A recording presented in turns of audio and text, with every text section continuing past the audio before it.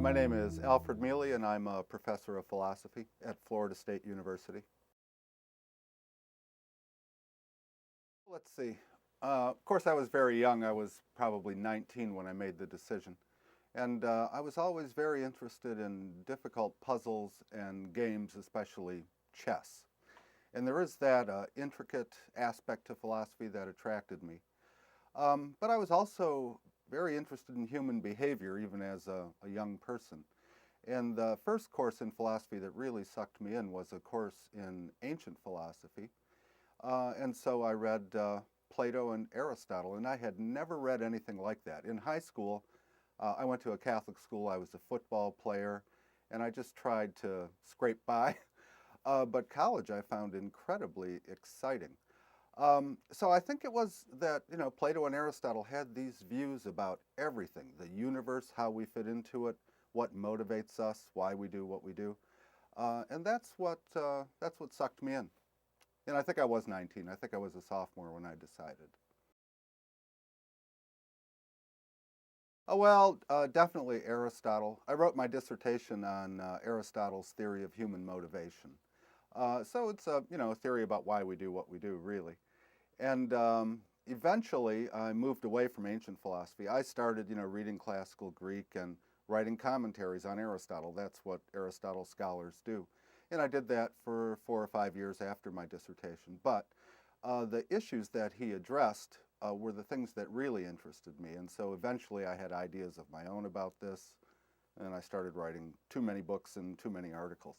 I think the thing that really hooked me on Aristotle was his view about what's called weakness of will. And weakness of will is something that shows up when you judge that on the whole it would be best to do a certain thing, but you don't do it, and you freely don't do it. So an example I use for students is they judge tonight that on the whole it would be best to stay in and study, and better to do that than to go to a party, and they've been invited to a party. But the time for the party comes closer. A friend comes by with a 12-pack, say, and says, let's go. And the student thinks, yeah, I'm going to do it. I shouldn't, but I'll do it. And Aristotle had a view about why this happened, but it wasn't a very developed view. And I thought, well, there's got to be a better answer than that. It really doesn't matter for now what his answer was. And so I started, reading a lot of social psychology, motivational psychology, and that sort of thing, and just thinking things through. And I came up with a view of my own that's empirically well supported, I think. And this is what most of my first book, Irrationality, was about, this kind of behavior. So one way to think about what's going on is we want things, and then the things we want have two different features. There's the pull, how strongly they pull us, but there's also our ranking or assessment on some kind of value scale of how good or bad they are. And so the student is ranking studying higher than going to the party because he can see the long-term benefits of studying, and also, the possible costs of not. But the party, for obvious reasons, has a greater motivational pull on him. It's more attractive. And so if he doesn't do anything about it, what's going to happen is he's going to be pulled to the party against his better judgment. It's not all that complicated. And behavior like this is intentional and I think free, too. Plato, or at least Socrates, whose views Plato expressed, had an opinion about this, and the idea was that as the tempting option becomes closer in time, more available, more readily available, what happens is that you switch your judgment so that at the last second the student would always judge that really it's best to go to the party. Now, I myself don't think that happens, partly on the basis of personal experience, but also partly, there's this thing called experimental philosophy now, where instead of relying on our own personal intuitions about how things happen, we actually go out and do surveys of ordinary people. And of course, the ordinary people are usually undergraduates, but undergraduates are pretty ordinary, nice people, but, just lay people. And And one thing I did was a survey of, I think it was about 90 undergraduates. I did this recently. And I said, does this ever happen to you? You judge that it would be best to do a certain thing, and best from your own point of view too, not the point of view of your peers or parents or whatever. And then, still believing that you should do this thing, you do something else instead. Does it ever happen? And I had what's called a Likert scale. It goes from 1 to 7, and it was strongly disagree at one end. I mean, strongly agree at one end, at the 1, and strongly disagree at the 7. And the mean rating was, as I recall, 1.32. So almost all of them, agreed that they do it sometime. Now, they could be wrong. They could be fooling themselves. But I suspect they're right. And I think if you think about your own case, or if I think about my own case, sometimes I am convinced that I shouldn't do a certain thing. And I just think, what the hell? I'll do it, I shouldn't, but I will. And it's never anything really bad, but it might be something like smoking a cigarette. I'm trying to quit now because I've had dental surgery. So, New Year's Eve I smoked a cigarette, and I thought I shouldn't. So yeah, I think it happens. And why should we think it doesn't happen? Well, if we thought that what we're most strongly motivated to do always lines up with what we judge best, then since we think we always do what we're most strongly motivated to do, we would think that when we do it, we're judging it best. But there's just too much evidence against it. What might make self-deception seem impossible is a certain model of it, and it's the traditional model. And the model is a two-person intentional deception model. So if I'm going to deceive you into believing something, I've got to know that it's false and come up with a strategy for getting you to believe that it's true. And the normal strategy is lying, and then you trust me, let's say. So now, if you use that model for self-deception, then in the same head, you've got knowing what's true, the intention to get yourself to believe that it's false, and you've got some kind of strategy for doing it. Now that's very puzzling or paradoxical. How are you going to pull it off? It's as though I said, look, I'm going to deceive you now into believing that I drive a Range Rover, and this is how I'm going to do it. I'm going to pull a picture of me next to a Range Rover out of my wallet and show it to you, and you're going to believe it's true, but really it's false. Well, is that going to work? No. No way, because you know what I'm up to, right? So if you put all this in one head, then it looks like, oh, the person knows what he's up to, so he can't possibly succeed. So it is paradoxical. And also, the person would have to believe at the same time the truth and its opposite. They'd both have to be there in the same place. So one thing I do is to reject this two-person model of self-deception, and I have a different kind of model. And a way to think about it is self-deception is motivationally biased false belief. Now, how might this happen? Well, first, some examples. There was a survey done of professors in the 90s, and professors were asked, how good are you? Rate yourself relative to other professors on a 100-point scale. And 96% of the professors rated themselves above average with respect to other professors. But of course it can't be, and it's an amazing figure. That's just one example. There was a study done in conjunction with the SAT, also in the 90s as I recall, and students were asked all kinds of things. One thing was, how good are you at getting along with others? And there was a scale, you rated yourself. All of them rated themselves above average, and 25% rated themselves in the top 1% in ability to get along with others. And of course, you can only have 1% in there. You can't have 25. So what's going on is that people tend to overestimate themselves on good things. This doesn't happen in all people. There's a phenomenon called depressive realism. The people who are most accurate about themselves are depressed people. And one thing we don't know for sure is whether the depression causes the accuracy or the accuracy causes the depression. It could be the second way.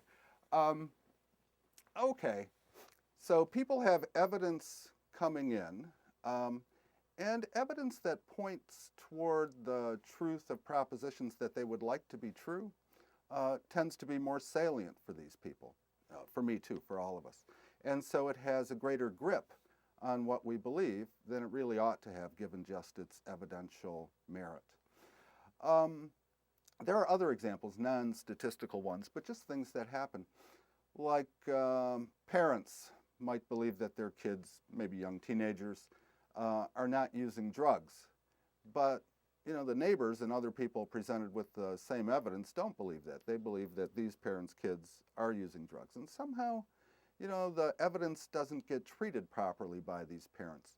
One thing that happens is that when thinking about something makes them uncomfortable, they tend to stop thinking about it, and so they don't absorb the negative evidence or give it as much weight as it deserves. And when thinking about whether little Johnny is using drugs, images of innocent Johnny playing in the sandbox with his toy trucks might come to mind, and they absorb attention. And then what you're thinking is, oh, geez, a kid like this couldn't be using drugs.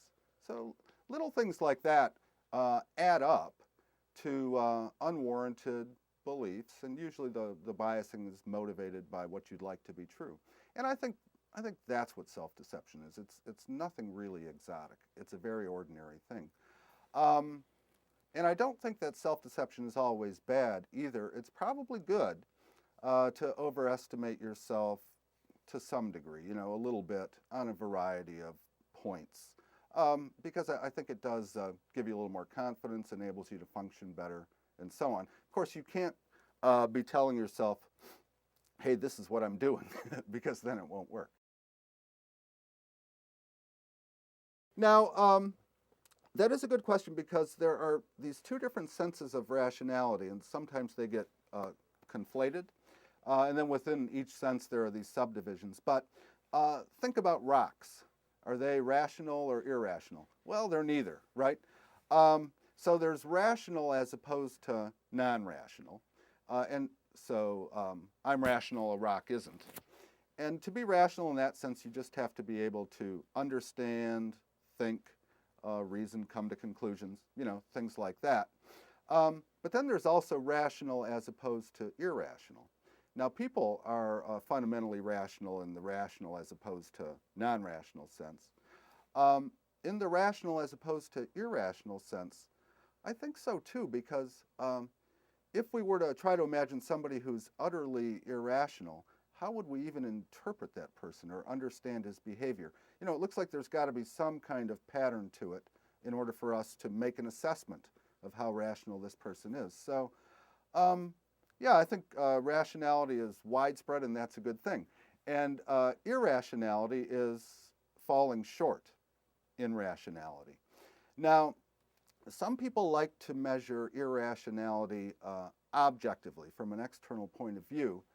I always feel awkward about doing that because, I don't know individuals inside and out. So I like to measure it from a subjective point of view, that is, from the individual's own point of view.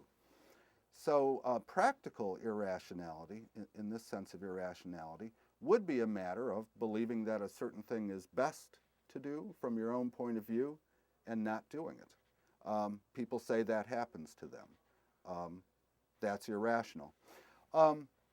Also, people might accept certain modes of reasoning as legitimate, and then sometimes reason in ways that violate those modes, as in self-deception, where you and I think, well, look, the best way to reason about what's true is to reason objectively and not to be biased by one's desires and emotions.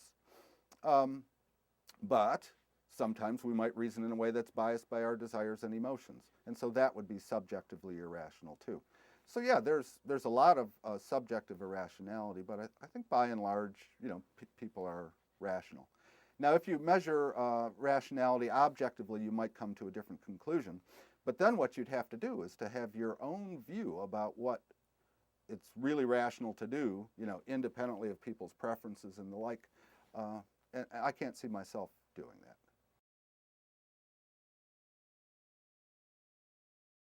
Yeah, I think it is related. Um, if it were just a game, and I guess buying and selling and so on could be seen as a kind of game. Um, if you know people's preferences and you know probabilities, then you can deduce what the right option is. And of course, ordinary folks aren't going to be exactly on the ball all the time in that connection. Um, um, yeah, so people will make unwise decisions, and sometimes they'll make radically unwise decisions. And often that happens because they're influenced by the salience of the evidence as opposed to its significance or import. I mean, here's an example. So why do car advertisers, instead of talking about all the properties of the cars, show really attractive people driving them and then really attractive people looking at the drivers? Well, because they figure, that attracts people's attention. It increases the likelihood that they'll buy this car. And people are moved by things like that. And, they shouldn't be. They should be moved by the objective data. It's a little bit, because it's so much more boring to look at the data, it's a little bit harder for people to do that. But this doesn't mean there's some kind of fundamental defect in people. It's just that maybe they don't care enough about making the best decision to pay close attention to the data.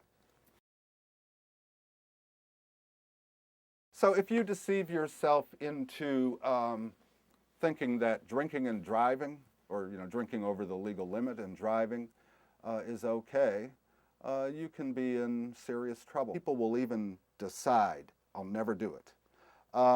But then they drove to the bar and they had one more beer than they thought they would, and their car is there, and they're thinking, well, if I don't drive home, then I have to leave my car here, and then somehow I have to get it in the morning, take a taxi home, come on back and get it. That would be very inconvenient.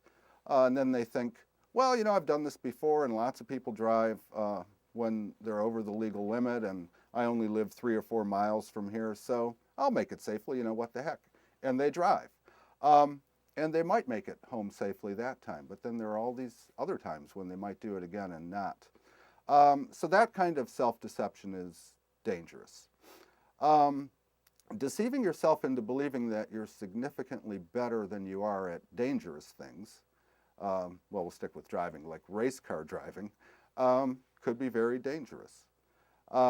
Or deceiving yourself into thinking that smoking isn't all that risky, you can keep up the habit. That's dangerous too. There are lots of dangerous cases of self-deception. Yes, yes, they do. But it turns out that not everybody understands the expression free will in the same way. And there are lots of different ways of understanding it. Unfortunately, that makes it hard to just say, yes, this is true, that isn't. One thing philosophers spend a lot of time doing is, trying to sort out the possible meanings of an expression like free will. And the history of the literature on free will is a couple thousand years old. So when I talk to the general public, one thing I say about free will is, well, you can think about it on a sort of gas station model, service station model. So when you go to the gas station, you can get regular gas or the mid-grade gas, or you can get premium. And maybe we could simplify things by thinking of like regular free will. Well, regular free will would be the sort of thing that's presupposed in courts of law when somebody is judged guilty of an offense. So just that you understood what you were doing, you're sane and rational, and nobody was forcing or compelling you to do it, and you didn't have any medical condition that forced or compelled you to do it. That would be enough to be acting freely, right? And that's regular free will. Now, how do we understand this? Being able to do otherwise, everything being the same up until that moment. And by everything, I mean the entire history of the universe and all the laws of nature. Okay. So one way to picture this ability to do otherwise is as follows. If I could have done otherwise at a given moment, then there's another possible universe. You don't have to suppose that this universe actually exists. Another scenario where the entire universe is the same up until that moment, and even so, I do something else instead. So maybe what I did was to decide to call a taxi, but at that very moment, everything being the same up until then, I could have decided to take a subway instead, and then started heading down the stairs. Okay, so some people require that kind of ability for free will. Now, if we're going to have it, then the brain has to work in such a way that everything being the same up until a given point in time, although I did one thing, I decided to call the taxi, I could have decided to take the subway. And we don't have good evidence that the brain does work that way, but also we don't have good evidence that it doesn't, right? So this is a question that's empirically open, and it could turn out that the brain doesn't work this way. And then if it doesn't, we're not going to have free will at this mid-grade level, but we could still have regular free will. So I'm convinced we have regular free will. The mid-grade thing I'm not convinced we have because we don't have the empirical evidence that we need, but we don't have it either way. So these were originally done starting in the early 80s. They're still being done today. The technology today is better, but it's the same kind of experiment. And what you have are subjects seated in a chair like the one I'm sitting in, and they have this task, to flex a wrist whenever they want. Okay. They're watching a fast clock. There's a dot on the clock, and it makes a complete revolution in less than 3 seconds. And they're hooked up to 2 machines. One is measuring EEG, electrical conductivity on the scalp, and the other measures a muscle burst from the wrist. It's an electromyogram. Okay. So they're supposed to flex whenever they want and watch this rapidly revolving spot on the clock. And then after they flex, they're supposed to indicate where the spot was on the clock when they first became aware of their urge, intention, decision to flex. And they indicate it by moving a cursor to that spot on the clock. Okay, is that clear? All right.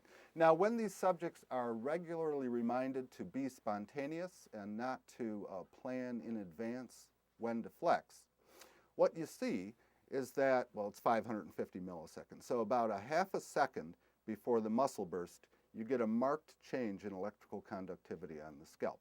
So you get this ramping up effect. So that's about a half a second before the muscle burst.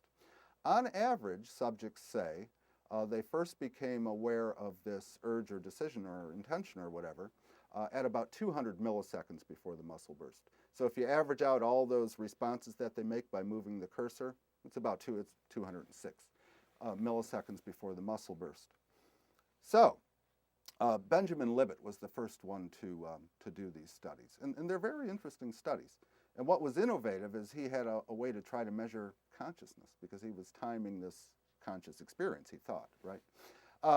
So the claim is, okay, well then the brain is deciding over a third of a second before the mind becomes aware of the decision. So conscious free will isn't driving this behavior, isn't generating the flexings.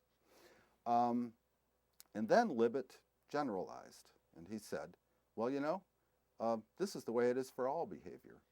So the brain unconsciously makes decisions and the mind becomes aware of them only later. Now, if you think that in order to be acting freely, say it's an overt action, an action involving bodily motion like flexing a wrist, a conscious decision has to be causing the behavior, and you're thinking that doesn't happen, then you're thinking you never act freely, and so there is no free will. It is an interesting result, but what does it really show? Do we know that it's decisions that are being made at minus 550 milliseconds, that is about half a second before the muscle burst, as opposed to something else? Well, one thing it could be instead of decisions is a causal process is up and running, that increases the probability of a subsequent flexing, but doesn't raise it to 1. So what you might have then at minus 550 is a potential cause of a subsequent flexing. And the decision might be made later than minus 500 or minus 550. It might even be made around minus 200, when people say they think they made it. So that's one problem. We can't really correlate this early spike with the decision at that time. And in fact, the way this study is done is what triggered the computer to make a record of the preceding second or more of brain activity was the muscle burst. So there is a muscle burst, and that triggers the computer, okay, make a record of this preceding second of brain activity. But if you use that methodology, then you've never looked for cases where you get this spike about half a second before, call it 0 time, but no muscle motion. You don't, because it's the muscle motion that triggers the computer to make a record of the preceding activity. So that's one problem. And one thing you might wonder too is, so how long does it take a decision to flex your wrist now to generate a muscle burst or a wrist flexing? And there's a way to get indirect evidence about that. You could give subjects a reaction time task. So now they wouldn't be making a decision, but they would be responding to a cue with an intention. So the task might be flex your wrist whenever that clock changes color from red to green. Okay? And they could be watching the clock too. And it turns out that reaction time studies have been done with a limit clock. And mean reaction time, in one study anyway, was 231 milliseconds. So there was just a 231 millisecond gap between the emission of the go signal, which was a sound in that study, and the muscle burst. But if it took an intention or a decision something like 550 milliseconds to cause a muscle burst, this result would be very surprising. I mean, here it's roughly 200. And of course, after there is the go signal, it's going to take some time to respond mentally with an intention. It doesn't have to be a conscious intention, but it's a causal process, so it takes time. So that's another problem. And then there's a third problem with these studies, and it has to do with the measurement of awareness. So after they flex, again, subjects move the cursor to the spot and say, that's when I first became aware of it. So it must have been 2.5, 3 years ago by now that I gave a lecture on the neuroscience of free will at the National Institutes of Health in a motor control unit. And the idea was I do my lecture, and then after that, they make me a subject in one of these Libet experiments, which was cool. I was interested. And then after that, I go out to dinner. They take me out to dinner, but first I have to be a subject in the experiment. So I gave my lecture. Then it was time to do the experiment, and I was sitting at the chair, and they set up the clock, and I knew what my task was. And I wanted to pretend to be a naive subject. I wanted to try to put myself in the shoes of somebody who might do this, not really knowing what's going on. And so I thought, well, this is what I'll do. I'll sit there and I'll watch the clock, and I'll wait for urges to flex my wrist to pop up in me, for them to become conscious. And then as soon as I have such an urge, I'll flex. And then after I flex, I'll move the cursor to where I thought the spot was on the clock when I first became aware of that urge or intention or whatever. So I was sitting there for a little while, and nothing was happening. That is, no urges were coming to mind. And I thought, how do they do this? How do these people do it? And then I thought, well, I'd better think of a way to do it, because otherwise I'm going to be stuck in this chair and I won't get any dinner, right? Dinner was next. So I thought, this is what I'll do. I'll just consciously say now to myself silently and treat that as an indicator of an urge or a decision, and then I'll flex. And then after I flex, I'll report where the spot was on the clock when I said now to myself. Okay, so I had to remember to do this then. Say now, flex as soon as possible after I say now, and then do the reporting. And at first, the neuroscientist told me I was flexing in too wimpy a way, so I had to remember to flex hard too. So, okay, I did all that. Oh, and these experiments subjects have to do at least 40 times to get data that you can actually read and use. So, I did it about 40 times. And one thing I discovered is that although I could pinpoint the spot on the clock to maybe a range of the clock, I don't know, 20%, 25% of the clock, I couldn't pinpoint it to an exact tick, let's say. That was one problem. Also, I had something very definite to look for internally. I was looking for this conscious now saying, and I know what that's like. But subjects who are instructed to look for an urge or intention or decision or whatever might wonder, well, what the heck was that I was just experiencing? Was I just thinking about doing it? Was it an urge? So there could be confusion that they would have that I didn't have.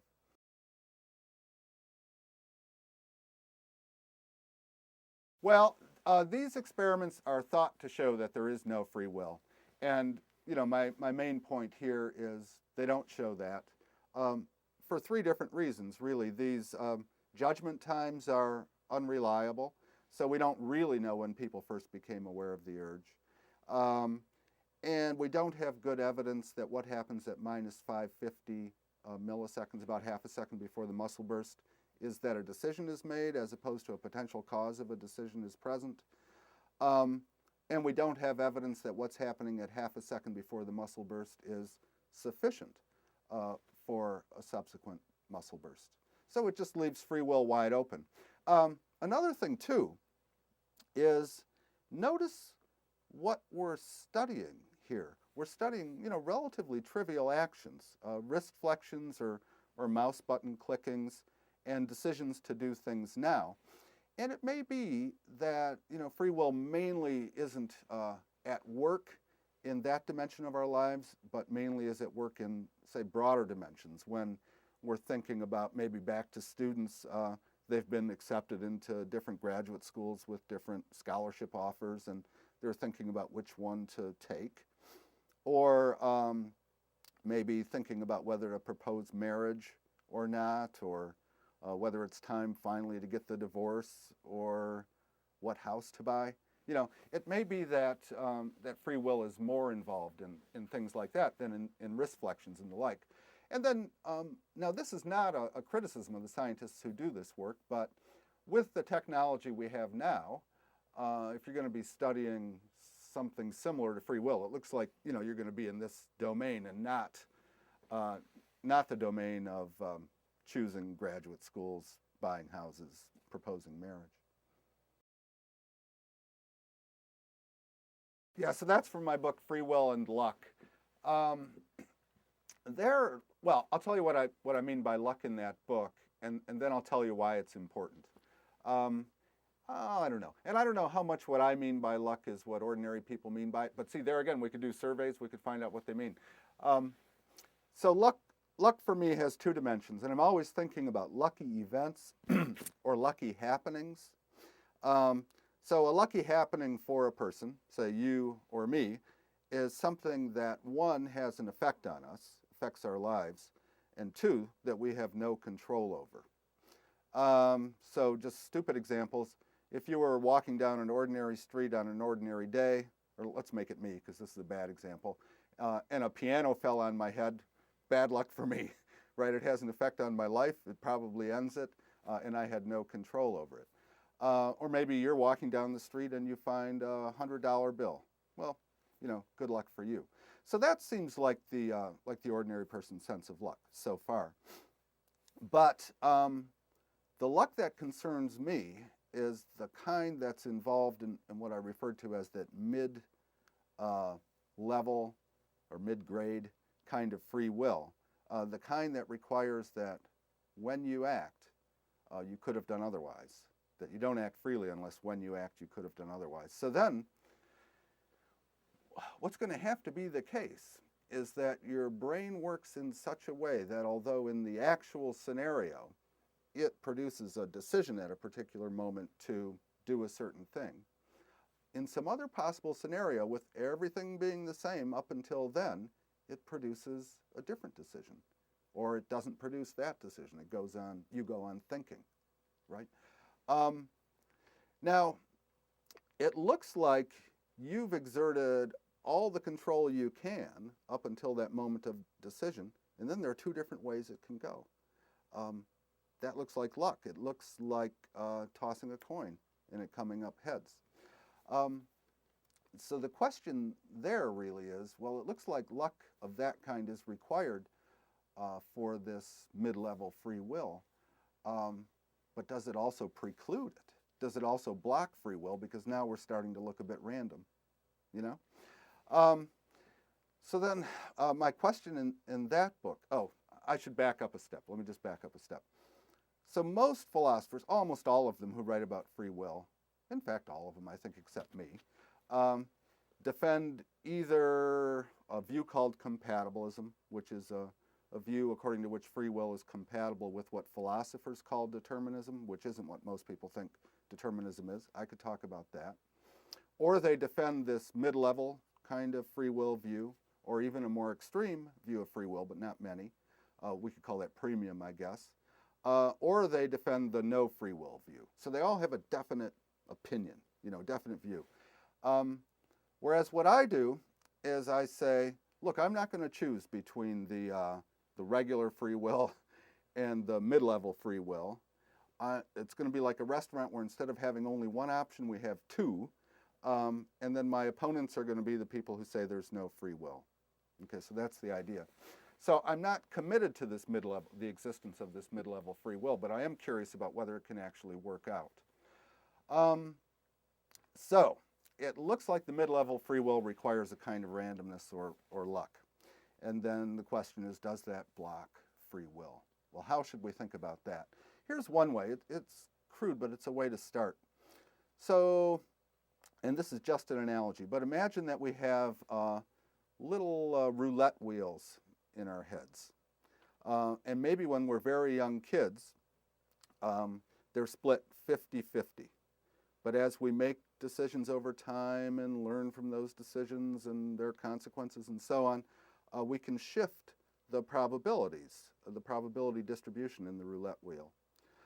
So for example, if you make good decisions and learn that things go well, and that increases the probability that you'll make more good decisions, and when you make bad ones and you see that things go badly, you work on yourself to make yourself better so that you're more likely to make good decisions. In this kind of way, you can shift the probabilities on this little roulette wheel and increase the probability that you'll make mainly good decisions in the future. So what I think is that on this mid-level view of free will, if what we have to work with is a kind of glitchy mechanism, a mechanism that has this randomness in it, in order so that we can have free will, well then what we should do, if we're stuck with it, try to improve it. So we should try to work on ourselves and over time make ourselves people who are much more likely to do what we judge best than to succumb to temptation. So I think we can sort of solve this randomness problem, but not by looking at people at particular moments in time, looking at them over long stretches of time and how they can work on themselves and improve themselves. Yeah, it's definitely a growing trend. There's always been a connection between philosophy and science. In fact, in the beginning, there was no distinction. So Aristotle was a philosopher. He was also a biologist. He was also an economist. And in a way, he was a physicist. So, yeah, but it is coming closer together again. And I think the reason for this is that, scientists are studying things of great interest to philosophers, like the scientific study of free will that really got going not until the 1980s when these Libet experiments that I talked about started up. There's been a lot of good social psychological work on things like weakness of will and self-deception for, well, more than decades. And I've been interested in that stuff since I was young. It is growing, I think, yeah, because there's more scientific work done now on these philosophical topics. I don't know what else. It might be that people are thinking, well, traditional philosophical methodologies have been around for a long time and they've gotten us to a certain place and that's good, but we can get even further, faster, by bringing more on board, scientific results. I actually do a lot of work with scientists. In fact, I think I can mention this now. I'm about to receive a $4.8 million grant to start a free will project at Florida State University, where I am. And the granting agency is the John Templeton Foundation. Now, most of the money will go out in grants to scientists and others who make proposals on free will. $2.8 million is going to go out to the science of free will. And what I'd like to see happen is that we have teams of neuroscientists, social psychologists, and philosophers working together to design free will studies, and then write up the papers, analyze the results, and so on. So for me, this is a really exciting time at the intersection of science and philosophy. And this thing called experimental philosophy, which didn't really exist until 10 years ago, has really taken off. I was up here in New York City last Monday to be in a session on experimental philosophy. There was a big audience, a lot of excitement. So in 10 years, it's gone from nothing to something pretty exciting.